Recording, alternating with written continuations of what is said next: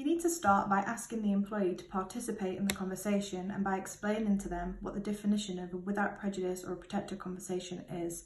We would always recommend having this definition written down so that you can ensure that you explain it to them correctly, and you should never continue speaking until you have their permission.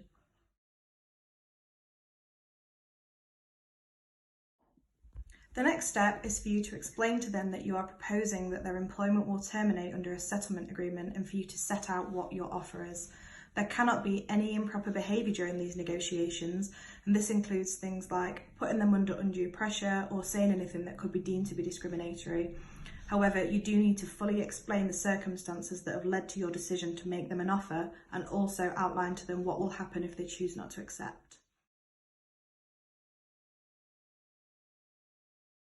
For example, you should not say to them, "You need to accept this offer or else we will dismiss you." What you should say is, "As an alternative to the disciplinary procedure that is currently underway, which may result in your termination, we would like to make you another, more favourable offer."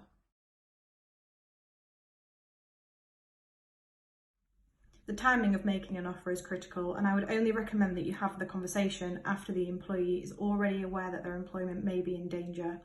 You also need to make sure that you consider their state of mind. For example, you might have heard on the grapevine that they're actively looking for another job, in which case it would be a suitable time to approach them with an offer. On the other hand, if you know that it will be very difficult for this person to find another job and you know for a fact that they do not want to leave, then we would definitely recommend that you seek legal advice before approaching them. Yes, always. However, you need to ensure that the minutes clearly distinguish which is open conversation and which parts of the conversation are off the record. You also need to ensure that any correspondence in writing is clearly titled "without prejudice" or indicates where part of the conversation was protected.